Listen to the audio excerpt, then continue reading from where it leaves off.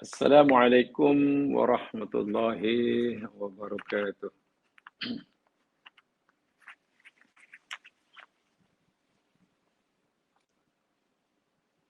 Alhamdulillah nahmaduhu nasta'inuh wa natubu ilaihi wa nastaghfiruh.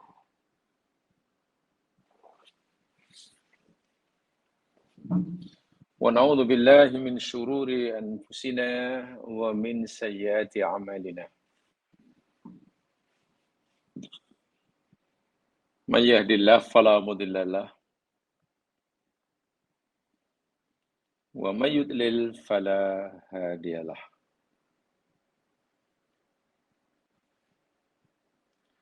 Asyhadu an la ilaha illallah wahdahu la syarika lah wa asyhadu anna Muhammadan abduhu wa rasuluh. Allahumma salli ala Muhammad wa ala ali Muhammad. Assalamu alayka ya Rasulullah. Assalamu alayka ya Nabiyallah.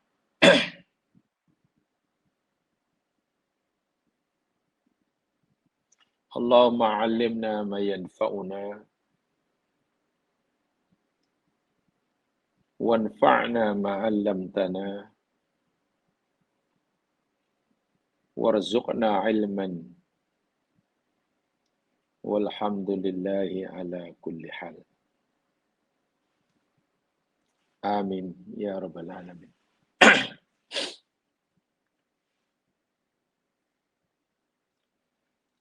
Muslimin muslimat yang dirahmati Allah sekalian.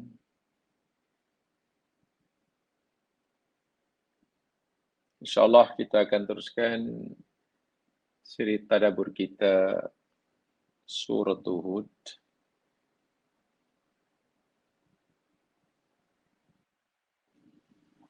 Minggu lepas telah kita pelajari ayat yang ke-40.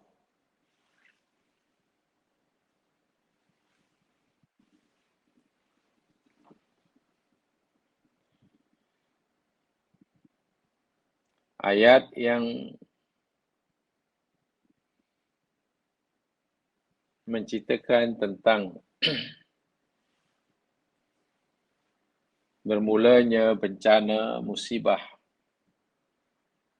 azab yang Allah timpakan kepada kaum Nabi Nuh yang zalim.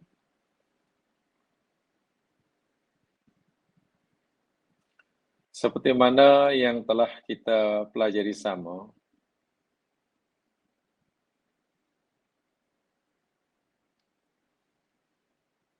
apapun yang dilakukan oleh Nabi, bahkan oleh kita, selagi ianya suruhan Allah Subhanahu wa taala, maka perbuatan itu disebut sebagai ibadah, ketaatan. Ratusan tahun Nabi Nuh diperintah oleh Allah untuk menyampaikan risalahnya. Dan itu adalah ibadah. Itu adalah ketaatan, kepatuhan. Diberinya balasan.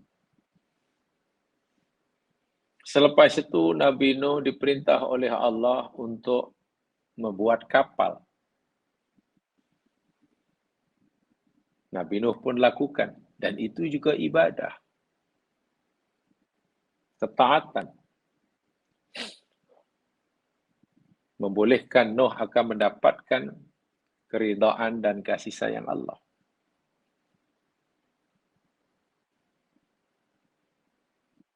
Sebagaimana berdakwah ratusan tahun, Nabi Nuh melaksanakan perintah Allah buat kapal itu pun bukan siap sehari semalam. Bukan seminggu dua. Bahkan daripada keterangan sang ahli tafsir memakan masa puluhan tahun. So, apa saya dilakukan oleh Nuh setiap saatnya?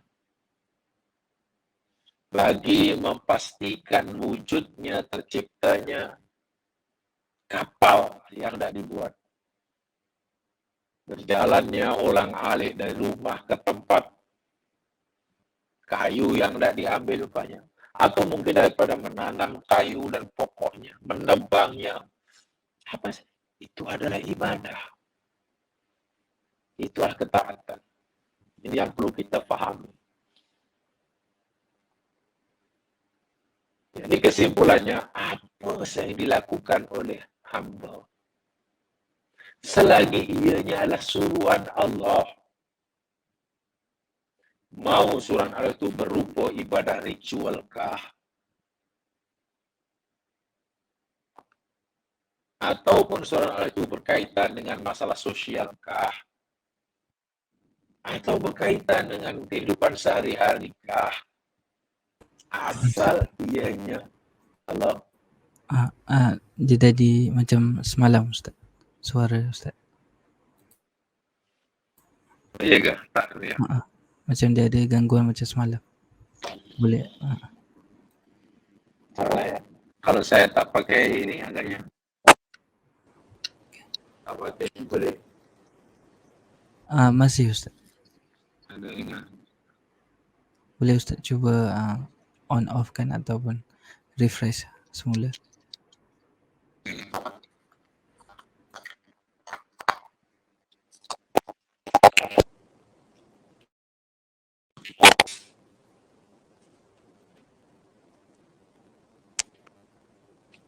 Ada ingat.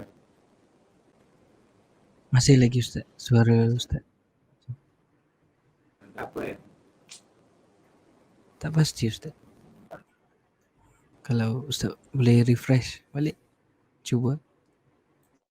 Terus. Tak pernah pusing sama sekali.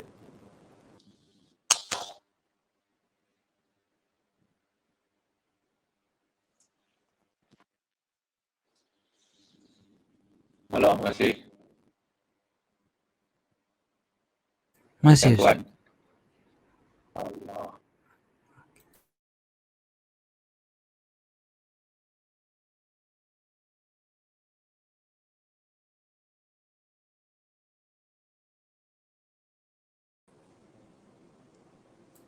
Baik Ustaz, boleh testing?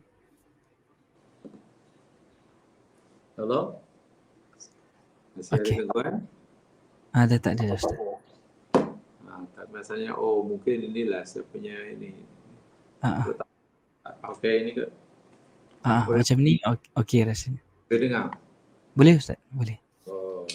Mungkin inilah saya punya port ni kot. Mungkin Ustaz. Boleh Boleh Ustaz, insyaAllah. Okay. Maaf ya sekalian. Saya ulangi. Apapun yang kita lakukan, asal ianya adalah suruhan Allah. Dan tentu kita melakukan karenanya. Itu dikira ibadah. Dikira ketaatan. Apapun. Sama ada surah itu berkaitan dengan ibadah ritualkah? Ibadah sosialkah? Bahkan kehidupan kita sehari-hari.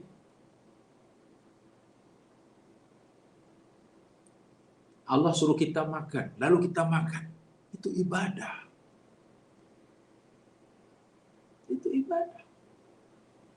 Itu pengabdian. Allah suruh minum, lalu kita minum.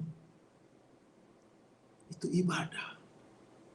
Allah kata, malam aku jadikan masa untuk kamu rehat, lalu kita rehat. Itu ibadah. Allah kata, aku jadikan siang ma'ash, untuk kamu mencari penghidupan.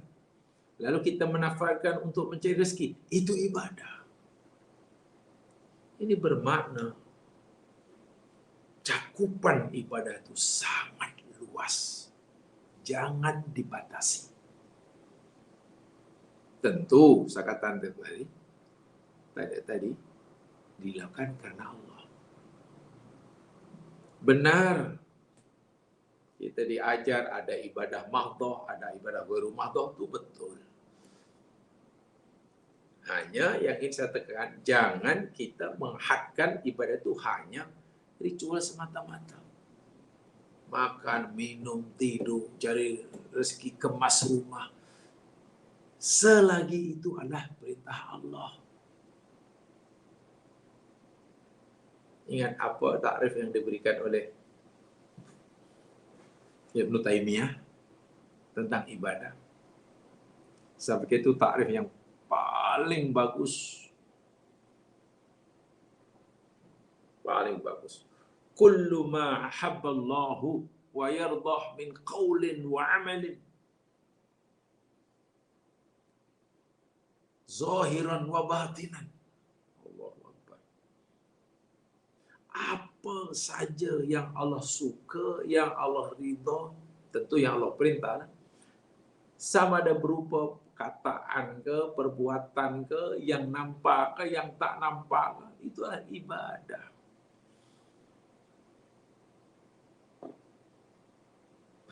Pun Allah Subhanahu wa taala beritahu bahwa ma khalaqtul jinna wal insa illa liya'budun.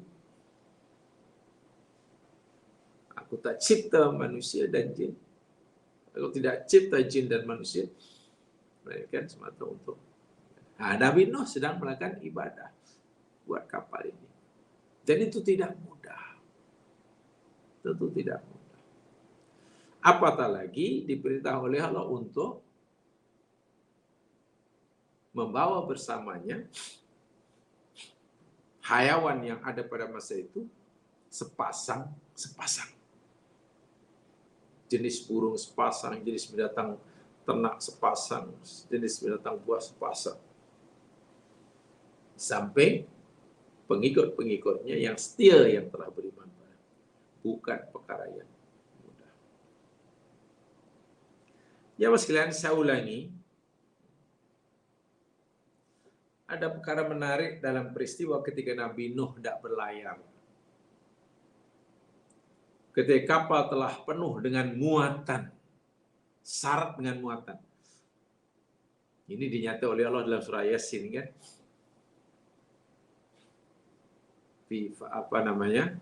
Fil fulkhil maskhun. Kapal yang syarat dengan muatan. Ada peristiwa yang menarik dan sejarah ini disebutkan dalam kitab Wiqayatul Insan minal Jin was Syaitan karang oleh Wahid Abdus Salam Bali, juga dalam kitab Mukhtasar Tarikh Dimashq dikarang oleh Ibnu Manzur, juga kalau saya tidak salah ada dalam kitab Tarikhul Umam wal Muluk. Tarikhul Umam wal Muluk dikarang oleh Imamul Mufassirin Abu Ja'far Muhammad bin Jarir At-Tabari. Riwayat sangat menarik. Qad ruya anna Nuhan alaihi salam lamma raqiba as-safinah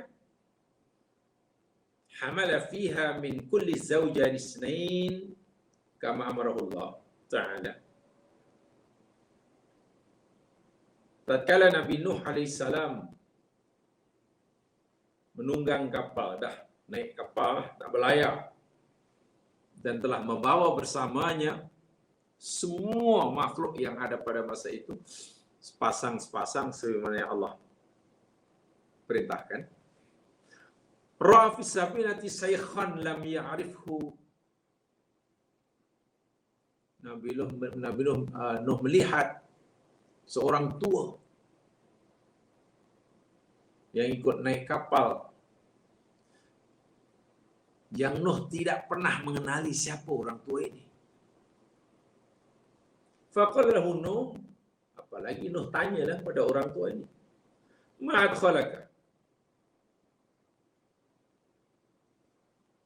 Wahai orang tua, Tok Syekh,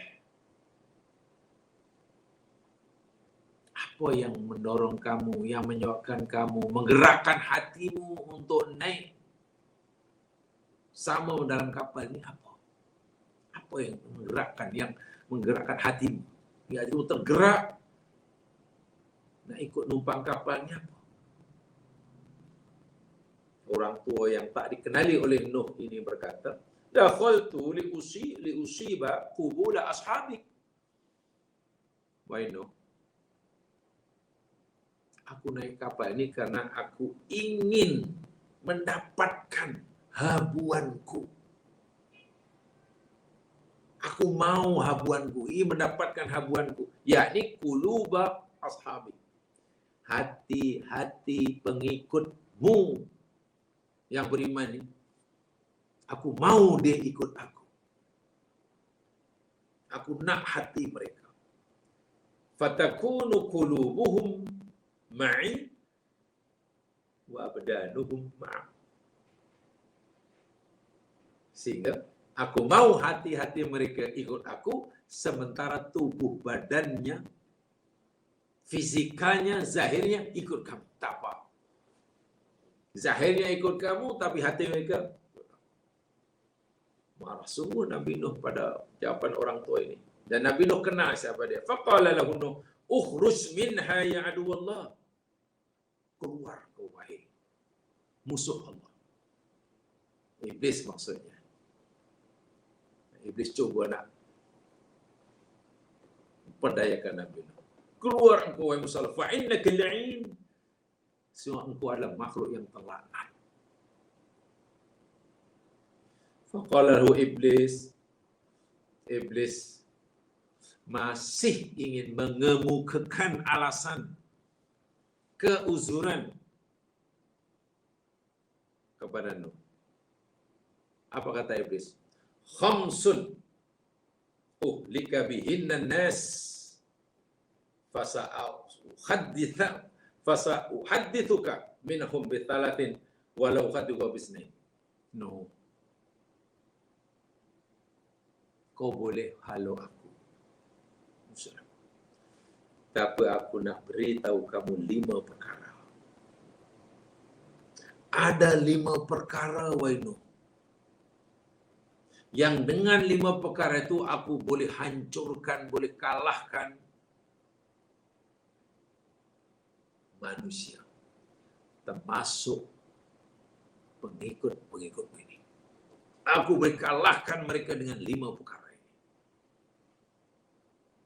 Kau boleh halau aku. Tapi aku hanya akan memberitahu kamu 3,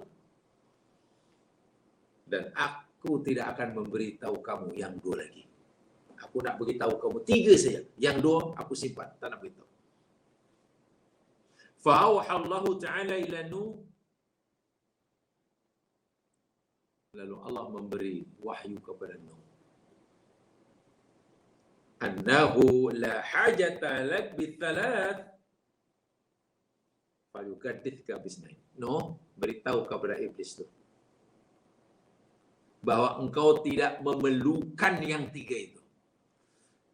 Dia nak beritahu kamu yang 3 perkara itu, beritahu dia, aku tak nak yang 3 yang kamu nak beritahu. Sebenarnya aku nak 2 yang kamu tak nak beritahu. Ya, Iblis lah. Dia nak beritahu 3 perkara yang sebenarnya Nuh tak perlukan pun, tak beri apa-apa pun manfaat bagi Nabi Nuh. Jadi akan simpan 2, kerana yang 2 itulah yang sebenarnya yang amat penting bagi Nuh untuk diketahui. Jadi Nuh kata, tak nak. Aku tak mau yang 3 itu. Aku mau yang 2 yang tu. Simpan yang kau nak beritahu itu. Faqala lahu Nuh. Ya. Coba tolong beritahu aku. Apa yang 2 itu? Mal isnad. Mal isnadani. Apa? Tolong bagi tahu yang 2 itu apa? Yang 3 tak payah pun tak apa. Allahu Akbar. Iblis akhirnya mengaku, huma allatani laghifani bihima ahlikun nas. Yang dua perkara itu yakin seyakin-yakinnya, dengan dua perkara ini aku boleh hancurkan, boleh kalahkan manusia, termasuk pengikutmu. Yang pertama, al-hirsu. Al-hirsu, tamak. Yang kedua, al-hasadu, hasad, dengki.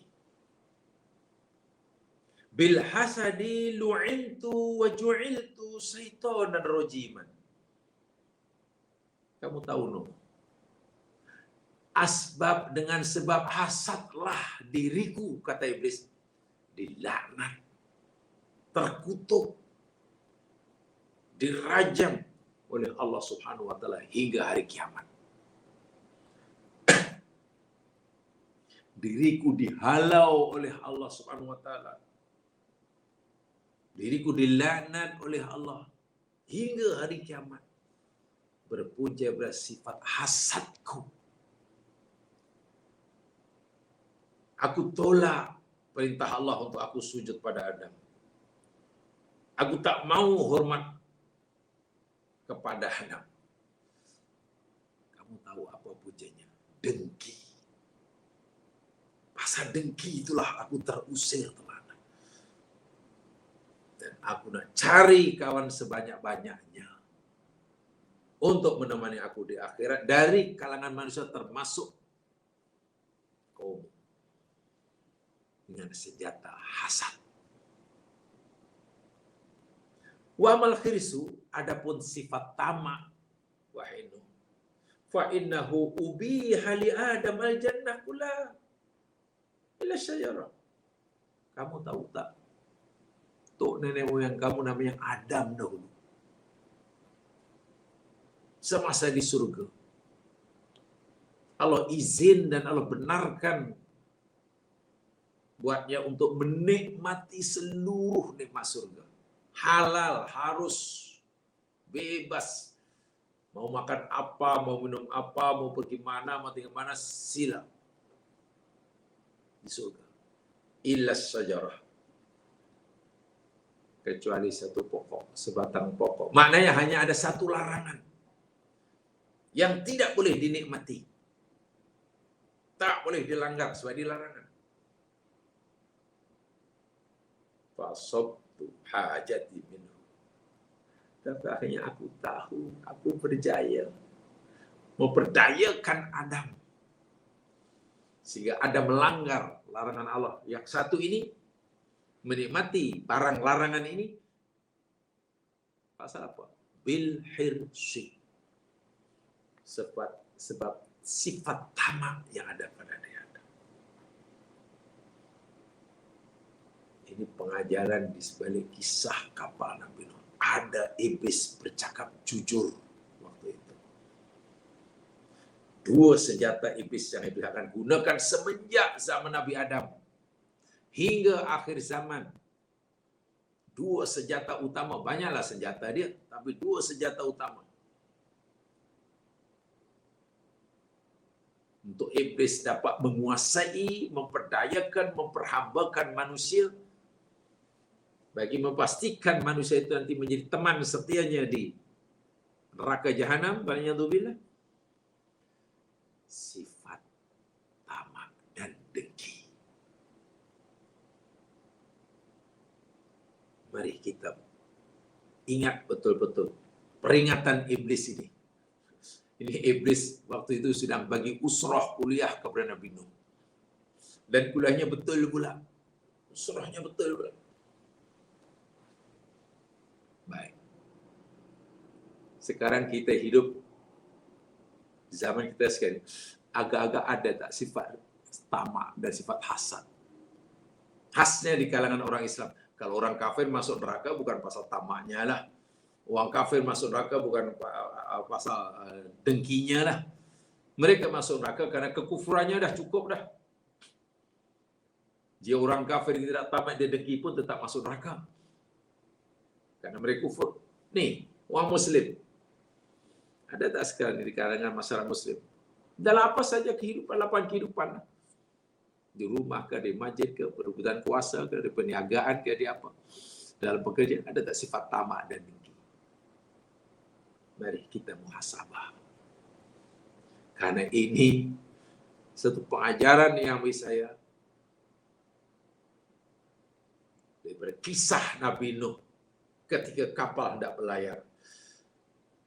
Iblis sempat memberi kuliah di hadapan Nabi Nuh. Dan isi kuliahnya benar belaka. Ingat, yang cerita ini, Iblis yang menceritakan apa cerita ini, Iblis yang dia berpengalaman. Dan dia akan gunakan senjata ini untuk terus memperdayakan dan menyesatkan umat manusia. Faham ya? Itu saya ulangi, saya tekankan lagi. Kita ambil berat. So ini boleh menjangkiti siapa je sebenarnya. Sifat tamak dengki boleh jangkiti siapa je. Jangan kita fikir orang tamak tu hanya kepada harta aja. Tak. Yalah kalau orang tu terjun dalam dunia perniagaan, sifat tamak dan dengkinya ya berkaitan dengan perniagaannya lah. Kalau seorang itu katalah menerjuni dalam bidang kekuasaan, pemerintahan, ya pastilah tamak dan dia itu dalam masalah berkaitan dengan kekuasaan, rebutan kursi dan bahkan minta maaf, saya minta maaf. Mudah-mudahan tidak betul. Mudah-mudahan saya katakan tidak betul. Minta maaf. Dalam dunia ilmu, dalam dua ilmu, dalam dunia ilmiah, di antara orang alim dan orang alim, di antara orang yang ada pengikut dengan orang ada pengikut, bukan ada sifat hasad antara satu dengan yang lain. Antara kumpulan itu dan kumpulan ini, sama-sama kumpulan Islam, sama-sama NGO Muslim. Antara pendakwah itu dengan pendakwah ini ada sifat dengki dan hasad, tamak. Saya hanya cakap ini contoh ya. Mudah-mudahan apa yang saya kata itu tak betul, realitinya tak macam itu. Bayangkan. Jadi boleh menjangkiti siapa sahaja ini hasad, tamak lupa. Wah, siapa pun yang dijangkiti penyakit ini, setan akan meluknya menjadi hamba abdi kepada iblis. Jadi temannya di neraka. Profession dia tidak mampu menyelamatkannya daripada api neraka. Ya. Perniagaannya tidak mampu, kekuasaan tidak mampu, ilmunya pun tidak mampu.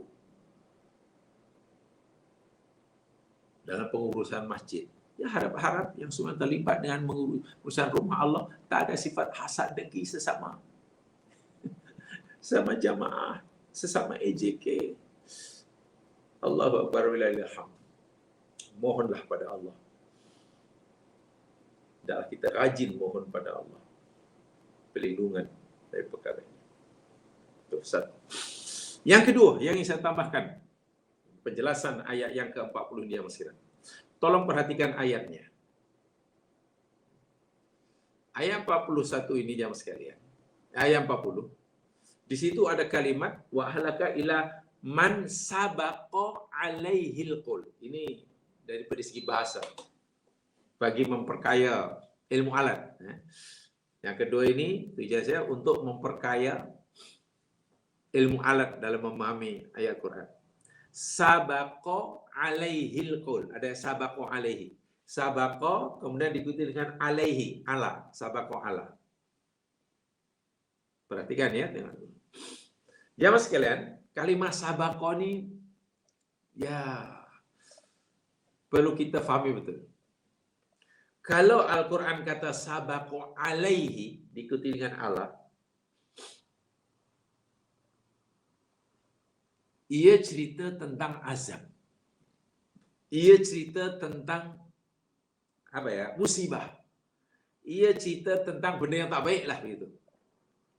Jadi yang Allah akan timpakan, yang Allah akan berikan kepada hamba-Nya, bila Allah katakan, bila Allah berfirman sabaqu ala, sampai dengan ala, itu merujuk kepada benda yang tak baik, siksa, azab, musibah.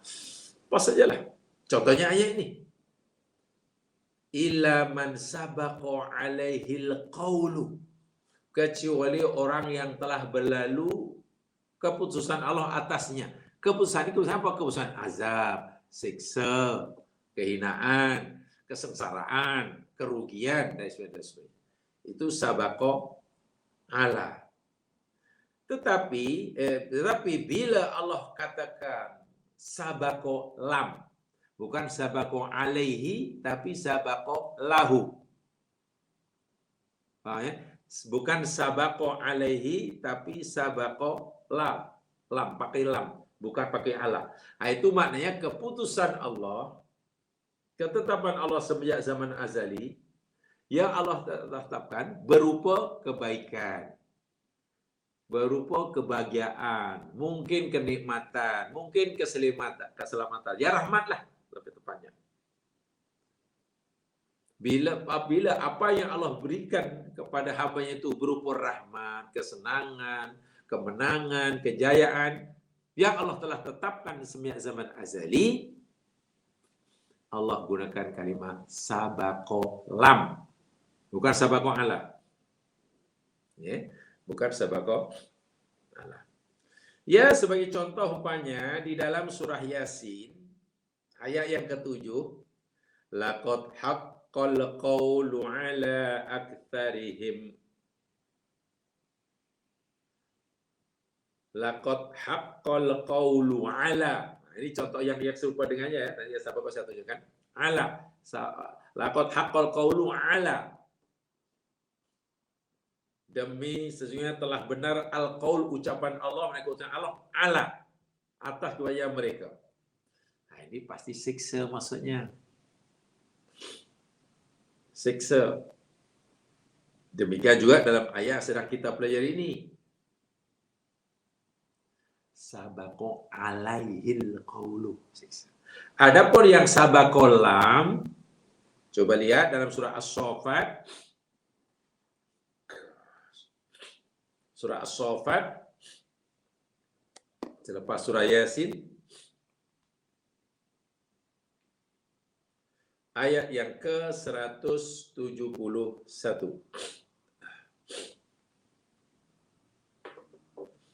171 dan 172.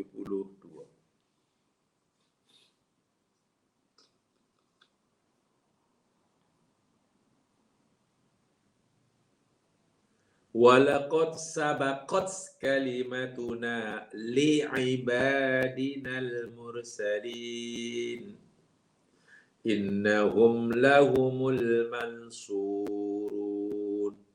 Walaqad sabaqat, dan demi sungguhnya sabaqat telah berlalu, kalimatuna, oleh kalimat kami, ketetapan kami, li bukan ala, li ibadina, bukan ala ibadina. Nampak ya? Pakai lam. Al-mursalin, orang-orang yang kami utus. Maknanya apa? Apa yang Allah telah tetapkan bagi hamba yang diutus itu adalah kebaikan. Sebab sabaqo lam. Apakah kebaikan itu? Innahum lahumul mansurun. Sesungguhnya mereka itu, sungguh mereka adalah orang-orang yang ditolong. Nah, ini sedikit tambahan kaidah dalam memahami kalimat atau ialah kalimat susunan Arab. So ini kalau sabaqo itu dirangkai dengan Allah, itu berkaitan dengan siksa. Yang Allah nak timpakan pada hamba itu siksa, kesusahan, penderitaan, kerugian dan sebagainya. Tapi kalau sabaqo diikuti dengan lam, apa yang Allah nak berikan pada hamba itu berupa kesenangan, nikmat, Ya, pendek kata sebagai rahmat Allah. Ini kaidah bahasa. Baik, jemaah sekalian, kita teruskan. Kita kaji ayat yang ke-41.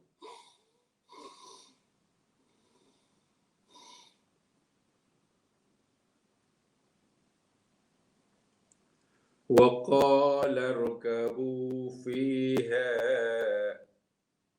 بِسْمِ اللَّهِ مَجْرَاهَا وَمُرْسَاهَا إِنَّ رَبِّي لَغَفُورٌ رَحِيمٌ.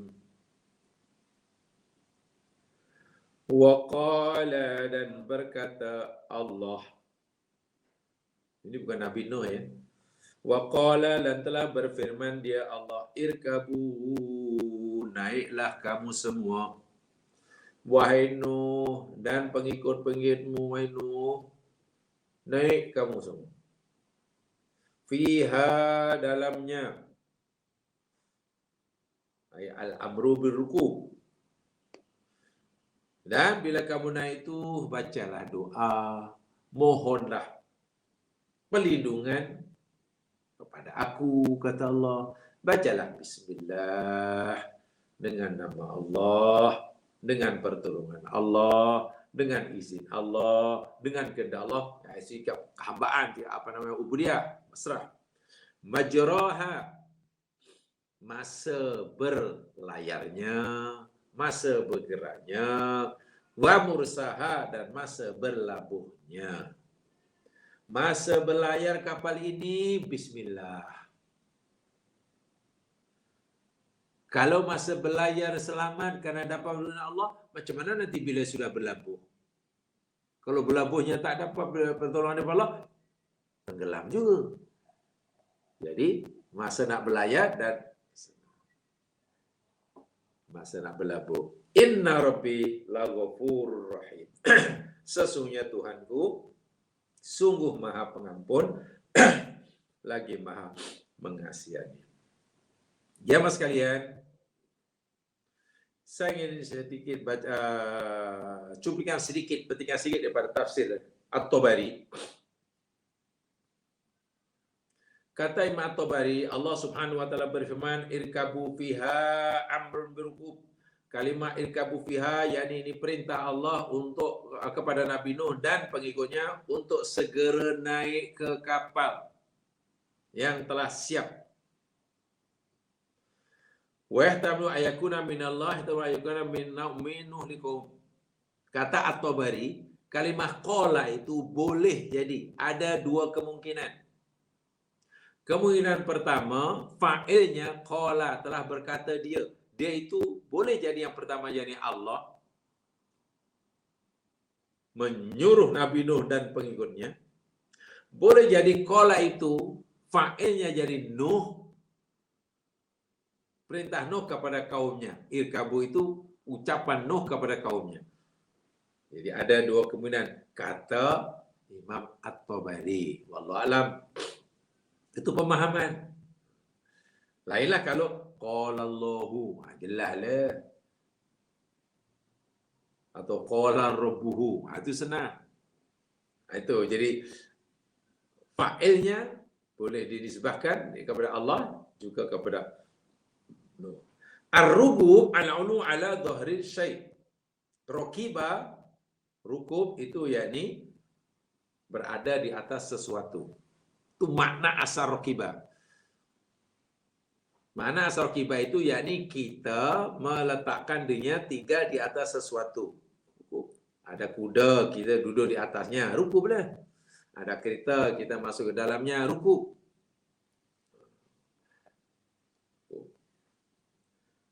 Dan ini masih kata Imam At-Tabari, di dalam kalam ini, dalam ayat ini ada kalimat yang dibuang. Ada kalimat yang dibuang. Kata beliau, sebab takdir ayat ini bukan irkabu fiha. Sebab jemaah sekalian, Maksud takdirnya begini, irkabu alma fis safinah. Irkabul ma fis safinah. Naiklah kamu di atas air. Kan naik tadi meletakkan diri, menunjukkan diri di atas sesuatu. Lalu Allah kata, hendaklah letakkan, diamlah kamu di atas air. Kan benda yang tak mungkin, duduk di atas air, berjalan di atas air. Nah, untuk mengingat kamu berdiri di atas air, fis safina, di dalam kapal. Yaitu itu fiha. Ingat ya, saya ulangi. Maksud ayat ini kata Imam Tabari, mereka disuruh untuk berada tinggal di atas air. Tapi sunatullah kan tidak memungkinkan orang duduk di atas air, orang berjalan di atas air. Tak mungkin. Sebab itu disuruh duduk diam di dalam kapal. Karena kapal nanti akan bergerak. Kita akan bergerak dan bergeraknya di atas air, bukan di atas kapal. Jamaah sekalian, bila banjir, orang naik kapal di laut untuk pergi satu negara ke negara yang lain, itu kan apa ya istilahnya? Orang itu kan bergeraknya di atas air. Jadi yang bergerak bukan bergerak di atas kapal, bergerak di atas air. Itu benar rokibah. Jadi agak cara memahami At-Tabari agak cermat lah. Sebab bahasanya kalau dibahasakan apa adanya, Allah berfirman, wahai Nuh dan kaumnya sekali, letakkan dirimu, tinggallah dirimu, duduklah diri kamu di atas air. Kan tak mungkin. Rokibah itu kan berarti atas air. Nah, untuk memungkinkan kamu duduk berdiam di atas air, bukan di darat, fisafina, di dalam kapal. Di dalam kapal. Sebab nanti akan bergerak, sehingga kamu boleh bergerak di atas air melalui kapal itu. Air kabuha asalnya. Tidaklah. Jadi, ini dari segi bahasa. Dan sebetulnya jamaah sekalian itu kalau dialami oleh mereka yang mengkaji mukjizat Al-Quran dari segi bahasanya, itu sangat menarik bagi mereka nih. Sesuatu ini bagi mereka yang mengkaji Al-Quran di aspek bahasa itu menarik bagi mereka. Tapi karena kita tidak belajar itu, ya saya hanya menyebut ala kadar saja lah. Menyebut ala kadar sahaja. Itu dia. Ikrimah berkata, ini saya sampaikan dulu petikan-petikan daripada apa kata mufassir. Raqiban Nuh alaihi salam fil fulki li asri khalwan min Rajab. Kata Ikrimah, Nabi Nuh alaihi salam menunggang kapal itu pada hari yang ke-10 daripada bulan Rajab. Wastawat al-Jud, dan kemudian tersadai berlabuh di atas Bukit Jud, yakni 10 Muharram. Rajab, 10 Rajab hingga 10 Muharram. Jadi Rajab, Sa'ban, Ramadan, Syawal,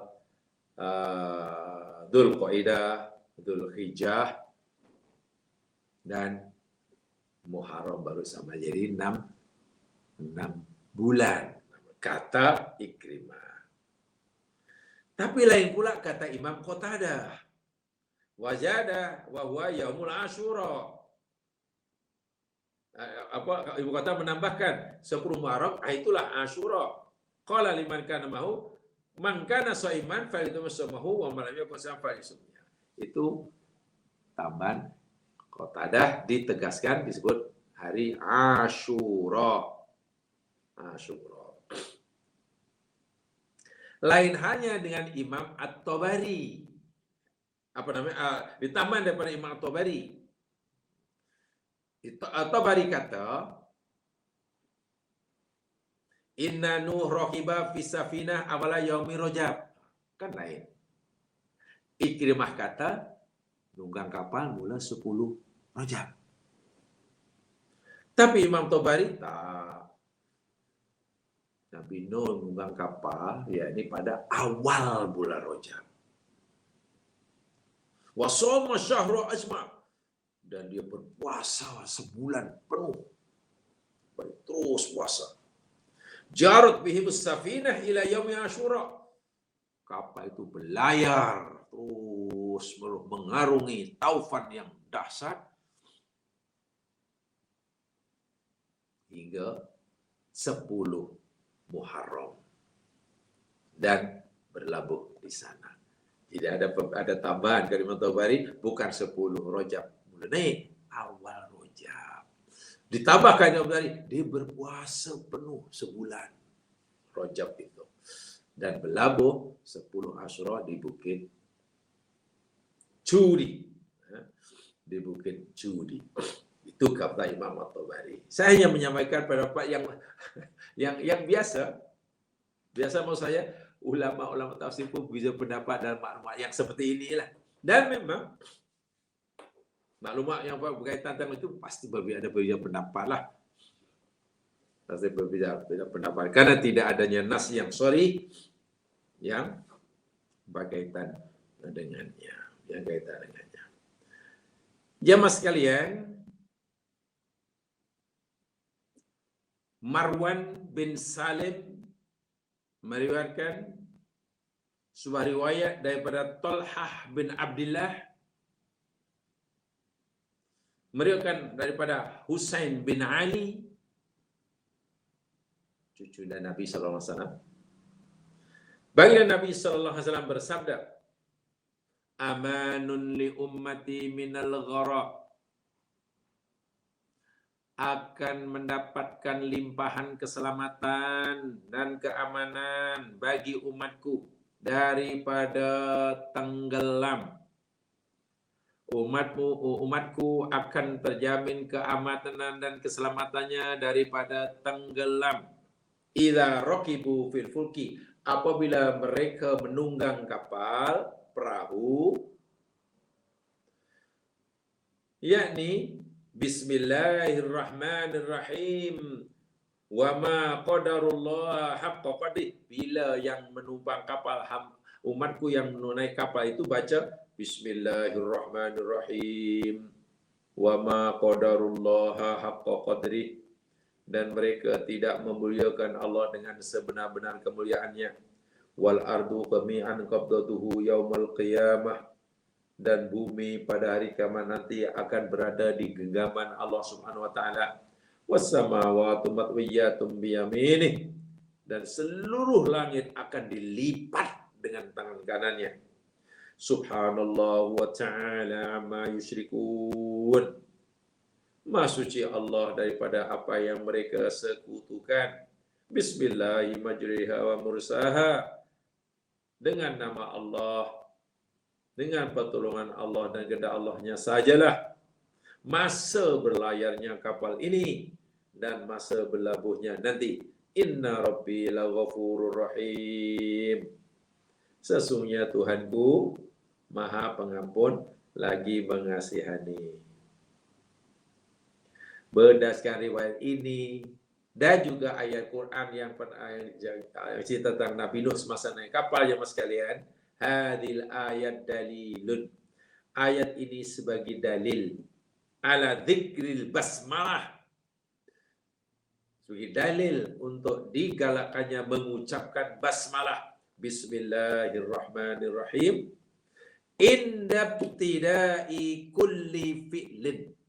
Setiap kali kita hendak memulakan sesuatu perbuatan, sesuatu amalan, suatu pekerjaan. Ini dia. Jadi perintah baca Bismillahirrahmanirrahim. Nak buat apa saja, naik kapal apa itu, selari dengan sabda Nabi, kullu amalin di balin la yubda'u bismillah fahuwa aqta.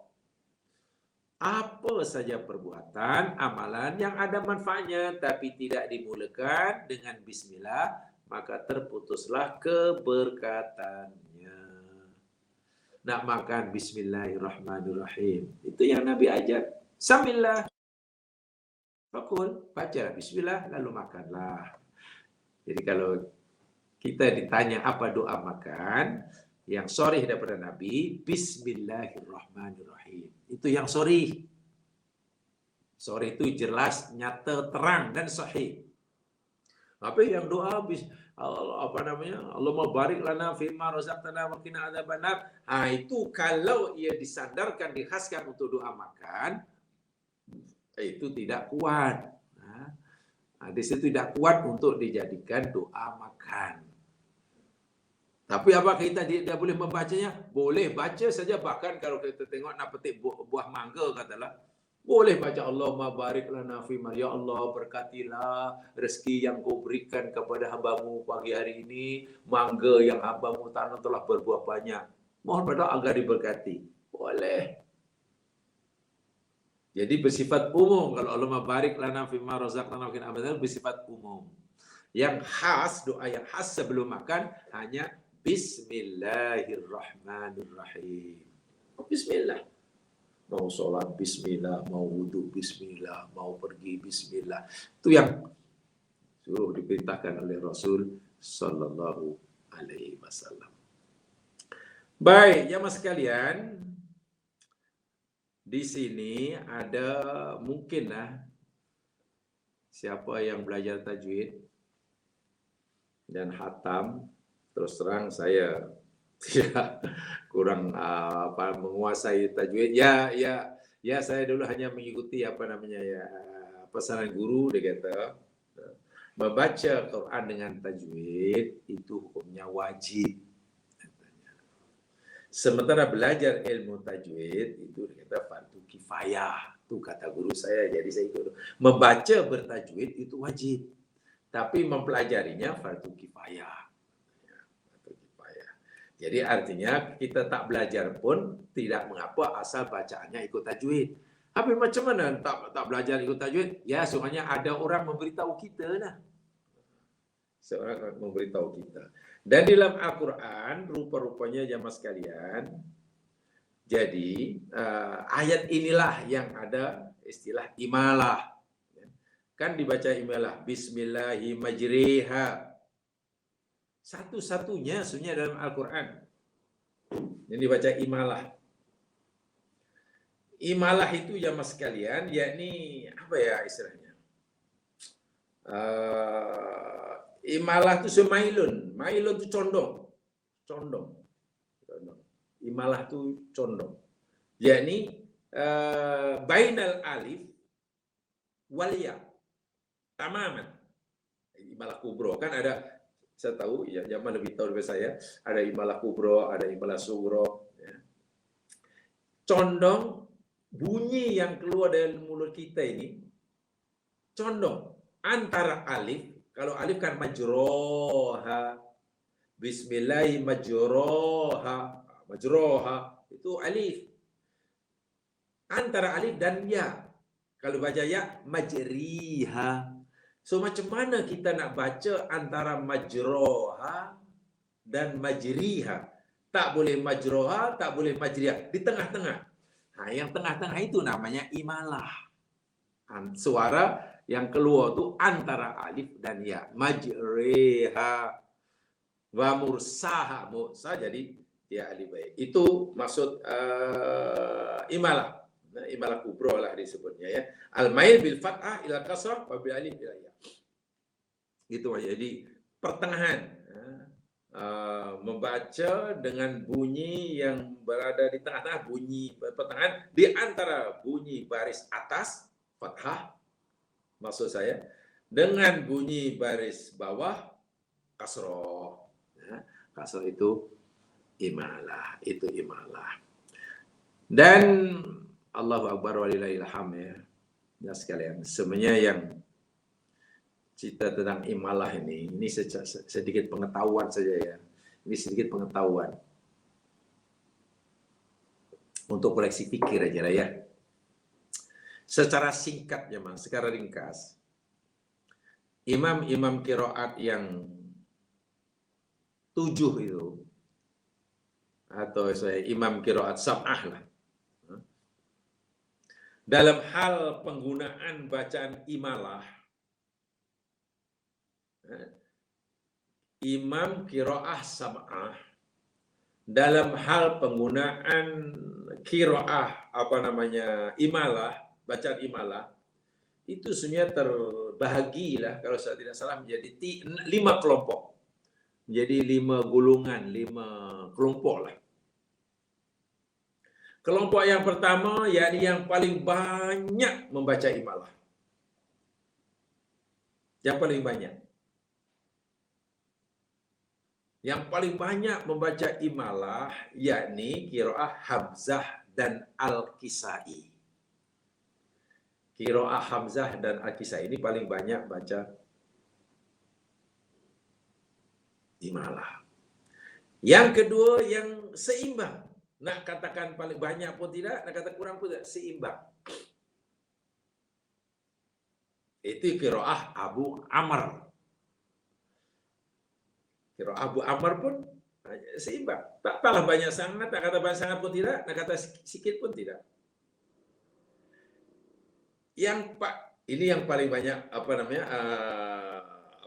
imalah kubra maksud saya.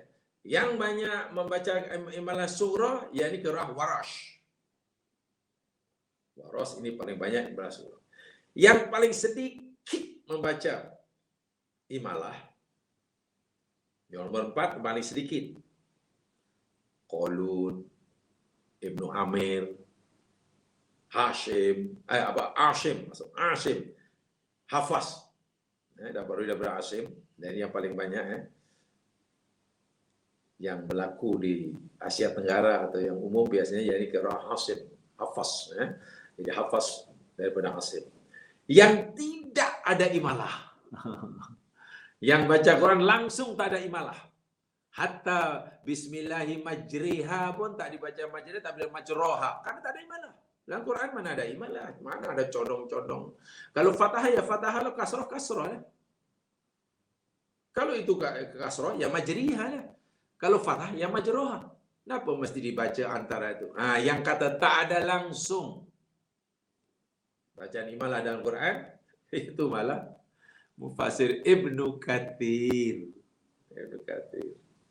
Saya hanya nak menyampaikan ini karena ilmu ya. Tengok bab membaca pun tentang ada atau tiada imalah, banyak atau sedikitnya imalah, ada 5 golongan itu.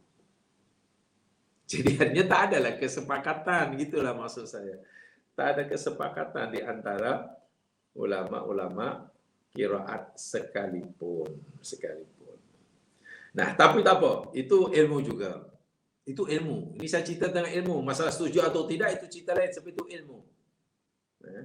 Baik, sekarang bagi yang membaca imalah khasnya dalam ayat ini, contohnya qiraah Asim ya, atau hafaz daripada Asim.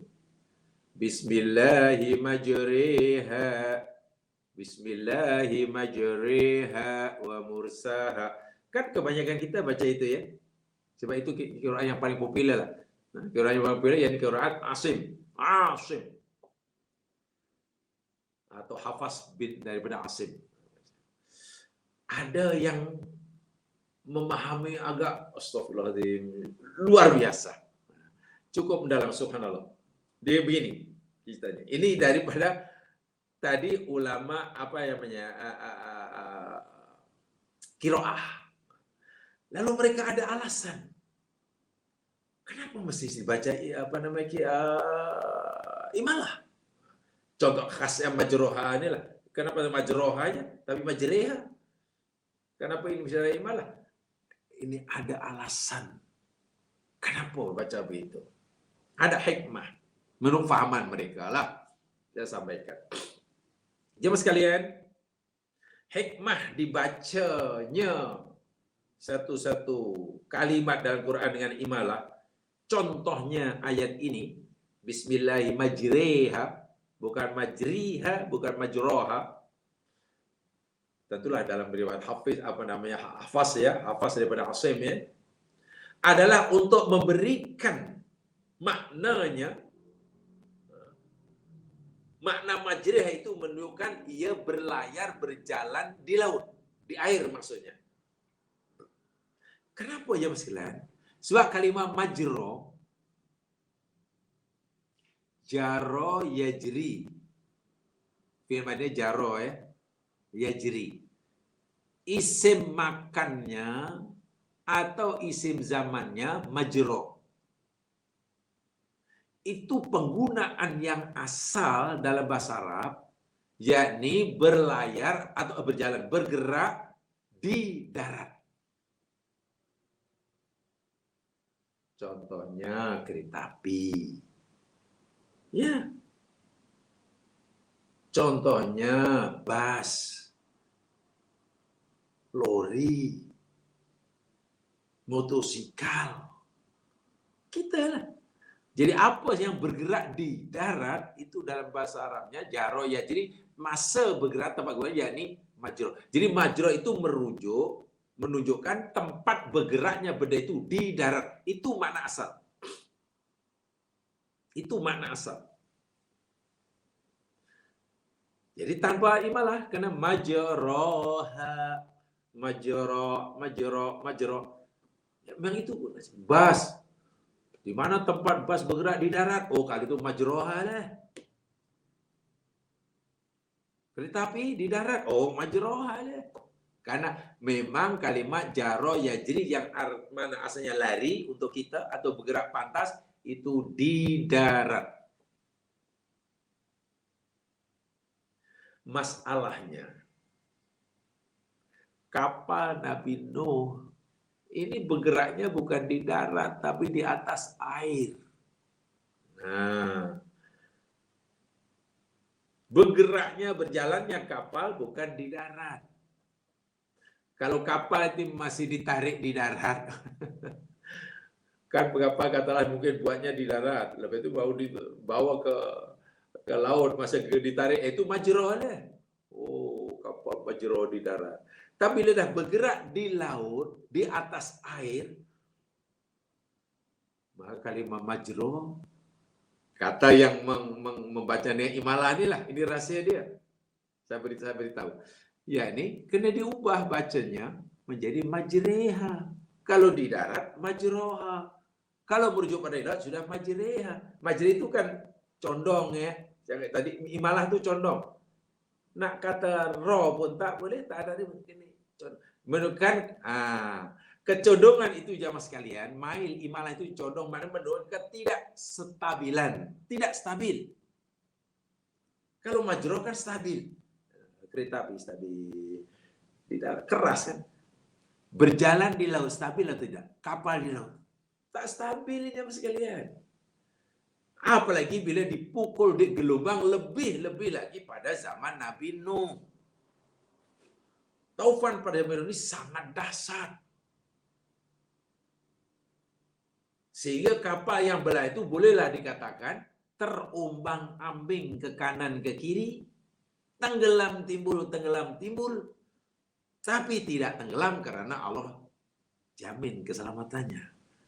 Nah, kapal yang bergeraknya, berlayarnya di laut yang terombang-ambing kanan kiri, tenggelam timbul, kan tidak stabil. Karena keadaan kapal yang tidak stabil, maka kalimat yang menunjukkan ketidakstabilan perjalanan kapal itu kena dicondongkan lah. Janganlah baca majro, kena majreha. Jadi kata si pencetus idea imalah ini, itu satu di antara hikmahnya kata beliau. Jadi bila kita membaca Bismillahirrahmanirrahim, terbayang bahwa kapal yang ditunjukkan bukan berjalan dengan tenang. Tak. Supaya gambaran kita dapat membayangkan kapal yang sedang penuh dengan muatan, sarang muatan itu terombang-ambing, tenggelam timbul. Yang pasti tidak stabil lah. Maksudnya, selama 6 bulan. Bukan, bukan kapal yang Masya Allah, kapal sejarah cruise yang besar, lautnya pula tenang-tenang, tak rasa apa-apa pun, bukan. Bahkan kalau kita menunggang kapal di laut pun, setenang apapun laut, pasti akan naik turun. Terasa itu. Nah, kadang-kadang berdiri pun, kalau tak berpegang, jatuh. Jadi karena kapal itu condong sana, condong sini, condong kanan, condong kiri, maka kena kalimat yang menunjukkan ketidakstabilan berlayar kapal itu hendaklah dibaca dengan tidak stabil. Baca tidak stabil macam mana? Jangan majroha, itu stabil sangat. Karena jangan majriha, itu stabil sangat. Ya bacalah majriha. Masya Allah, ulama-ulama Al-Quran ini luar biasa lah cara hendak menyampaikan sesuatu keadaan yang bergeraknya tidak stabil dan disampaikan dengan satu patah kata, itulah bukan senangnya mas sekalian. Saya ulangi, ini pendapat khasnya bagi Imam Hafaz yang dapatnya daripada Asim. Kenapa ayat ini dibaca? Seharusnya dibaca imalah.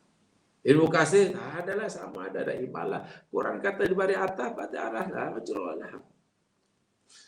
Ya, tapi kita setuju juga lah jangan kan. Karena dengan begitu kalau baca majroha memang nampak stabil perjalanannya. Jadi minta maaf. Kalau mungkin orang seperti kita waktu itu ikut numpang kapal mungkin mabuk lah. Mungkin dah mabuk lah, muntah, dah kering lah. Kosong perut, muntah semuanya.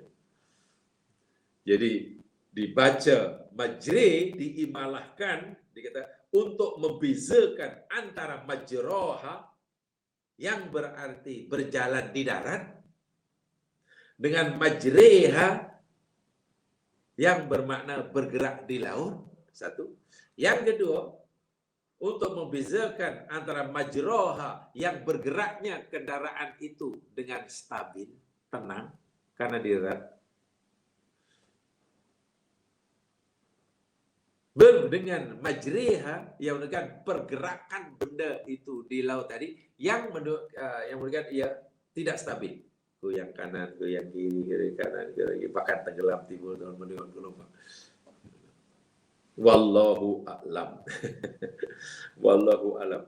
Ini jamaah sekalian yang saya perolehi, ini saya dapat ini daripada kamus kontemporari. Kamus dicari Arab bahasa ini namanya Mu'jam al-Lughah al-Arabiyah al-Mu'asirah. Mu'jam al-Lughah al-Arabiyah al-Mu'asirah. Itu dijelaskan, uraian pengarangnya begitulah. Masuk akal juga, boleh diterima. Sehingga diharapkan oleh yang berpendapat ini, contohnya Hafaz bin Asim, nanti bila kamu baca tuh akan dapat membayangkan, akan dapat merasakan betapa tidak mudahnya perjalanan atau berlayarnya kapal yang penuh dengan muatan dengan berbagai makhluk Allah mengarungi taufan yang menenggelamkan bukit itu. Itulah. Jadi bila baik itu Masya Allah, begitu perjuangan orang dahulu ya. Dan mereka lakukan itu semata-mata karena menyelamatkan imannya. Yang terselamat pada bencana yang dahsyat itu hanya mereka yang dapat rahmat Allah. Dan mereka yang mendapat rahmat itu hanya mereka yang beriman. Jadi waktu itu Allah Subhanahu wa taala sudah tidak lagi melihat ini saudara Nuh ke, bukan ke, kenalan Nuh ke, kroni ke, bukan, tak ada. Asal beriman selamat. Yang tak, walaupun tak ada kena mengena, tak ada hubungan darah dengan Nabi Nuh. Yang tak beriman binasa, mati lemas, tenggelam. Walaupun mungkin ada hubungan family, hubungan darah dengan Nabi Nuh alaihissalam. Itu yang perlu kita bayangkan. Dan yang jumlah mereka yang diselamatkan, ya Allah ya Tuhanku, sedikit sekali. Sedikit sekali. Ya. Sedikit dalam arti kata, ya berbanding jumlah umatnya agak ramai. Dengan mengambil kira masa berdakwah ratusan tahun, hanya mendapatkan umat beberapa puluh orang tu, Allahu Akbar. Tapi inilah berkat beberapa puluh orang inilah akhirnya Islam orang yang kenal Allah hingga hari makin banyak. Zuriatnya lalu diteruskan oleh Nabi selepas tanpa itu cuma semua tanpa para nabi yang diutus ini jamaah sekalian, tanpa yang sedikit itu ya Nabi berdakwah zaman. Oke, saya ingin bertanya sekarang. Ketika Islam diturunkan, ada atau tidak orang Islam? Ketika mula-mula Islam diturunkan, ada orang Islam? Tak ada. Tak ada. Ketika Quran turun, ada tak orang Islam waktu itu? Mana ada kecuali Nabi Muhammad SAW sahaja. Iqra' bismi rabbikal ladzi khalaq. Itu Qurannya. Siapa yang percaya waktu yang ada orang percaya yang percaya pada seorang aja, Nabi Muhammad. Lalu Nabi dakwahkan kepada belum berislam. Pada istrinya dapat seorang, pada sahabatnya dapat seorang. Itu 13 tahun di Makkah, Allahu Akbar. Pengikut Nabi boleh dikira. Berbanding yang tak mengikuti. Sebab itu ayat Quran itu jamaah sekalian, khasnya di Makkah yang 13 tahun itu, lebih banyak ditugas pada orang kafir. Jadi ayat Quran itu banyak dialog-dialog dengan orang kafir malah. Iya. Orang kafir. Dan mereka faham. Mereka faham. Kalau mereka tak faham macam mana? Pasti Nabi akan didustakan lebih daripada itu. Sedangkan mereka memahami yang disampaikan oleh Nabi pun mereka dustakan, apalagi jika mereka tak faham. Jadi jangan, Nabi itu berdakwah masa jadi Nabi tak ada orang Islam. Sebab itu berdakwahnya kepada non-Muslim. Kan begitu kan? Nabi dakwahkan saya kepada non-Muslim. Kepada yang dah Muslim, ya Nabi tambah sikit. Mana amalan yang asalnya belum disuruh, lalu Allah suruh buat, nak suruh buat lagi. Sikit. Jadi, Masya Allah, sahabat ini memang betul sibghatullah. Imannya ini semakin ditingkatkan karena dibawa dengan Nabi. Amal mereka makin meningkat. Kan tidak begitu mereka masuk Islam kemudian mesti melakukan seluruh perintah agama yang ada sekarang. Kan tidak. Banyak perintah agama yang belum diwajibkan semasa orang baru memeluk agama Islam. Ya contohlah perintah puasa Ramadan itu baru turun di Makkah, di Madinah. Mana selama di Makkah orang Muslim mana ada puasa Ramadan? Perintah haji demikian juga. Sebelum ada perintah sholat, mana ada orang Islam sholat seperti mana kita kenal sekarang? Ya mungkin sholat sehari 2 kali ya. Karena tidak perintah. Mana yang wajib tidak ada. Sikit. Sehingga mereka ya senang karena perintahnya sikit-sikit, dapat mengamalkan sikit. Begitu baginda wafat, Quran sudah sempurna, sampai pada kita, perintah bukan sikit-sikit lagi, sekali harum, nih Islam. Ini bila kamu masuk Islam, ini yang kamu mesti buat. 1, 2, 3, 4, 5, 6, 7, 8. Ini yang perlu kamu tinggal. 1, 2, 3, 4. Pada zaman Nabi tidak yang sekalian. Turun Islam masih banyak orang Islam minum arak. Di Makkah masih ada orang mabuk je masih ada. Ya kan belum haram. Di Madinah pun juga pindah ke Madinah bukan terus diharamkan, berproses. Jadi ya memang begitulah cara Allah mengatakan. Tapi ini berlaku pada zaman Nabi ya.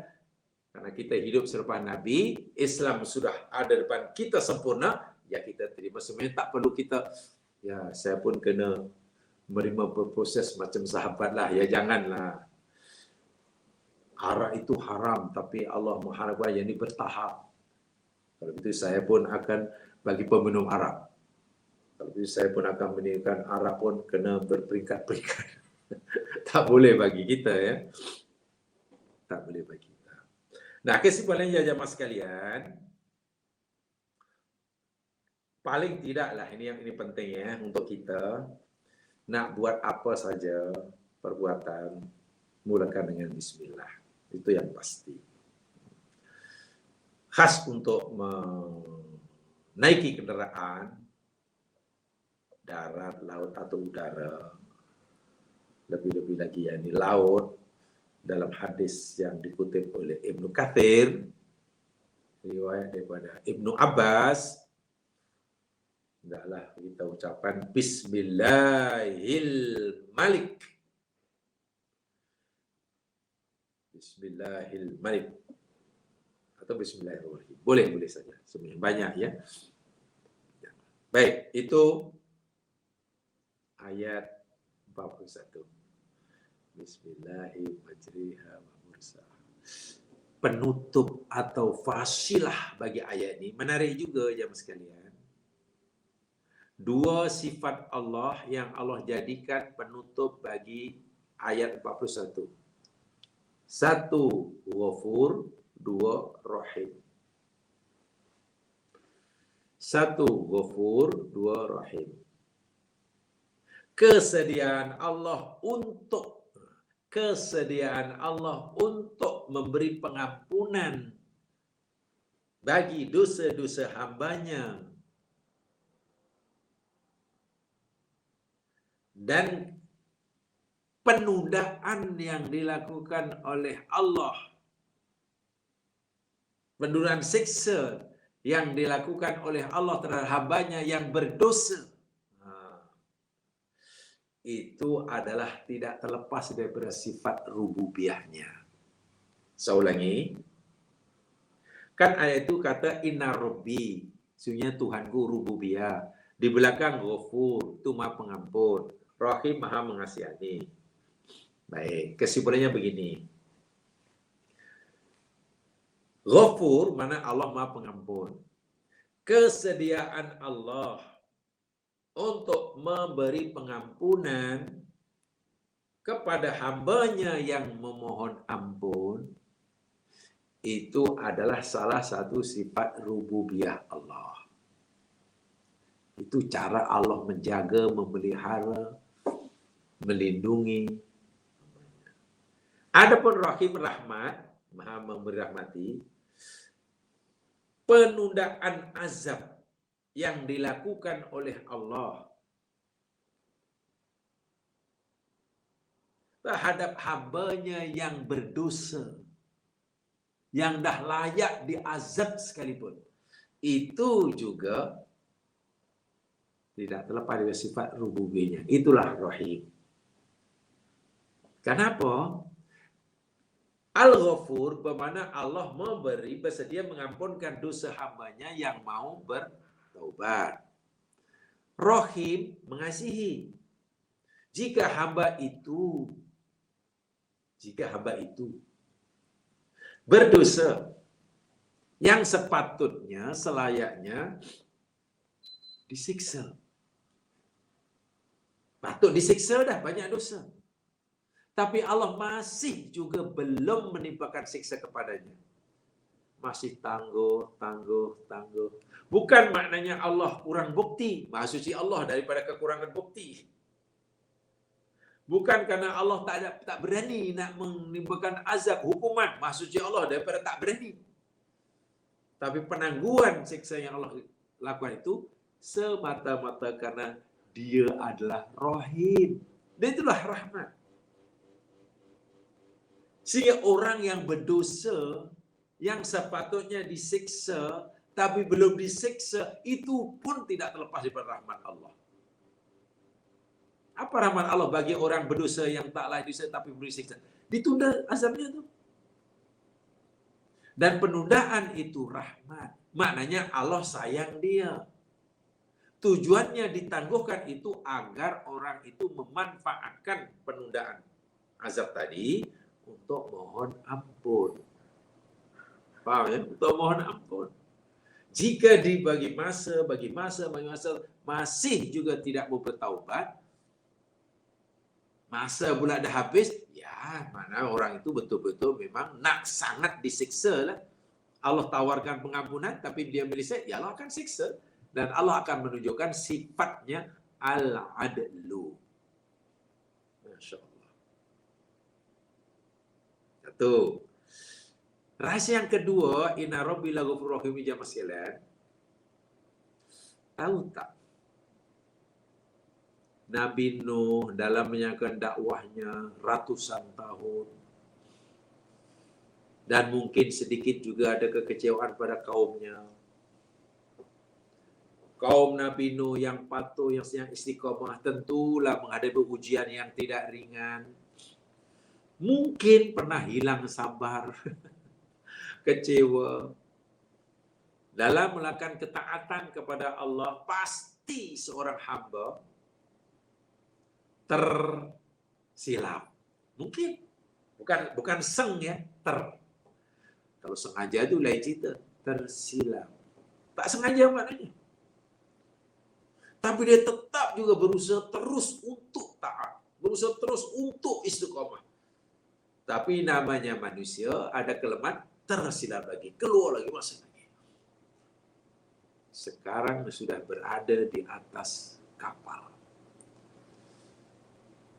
Seakan-akan dengan kalimat inna rabbi laghafurur rahim ini Allah beritahu, wahai kamu yang ada dalam kapal, wahai kamu yang ada di dalam kapal Nabi Nuh ni, pertama kamu Nuh, sebetulnya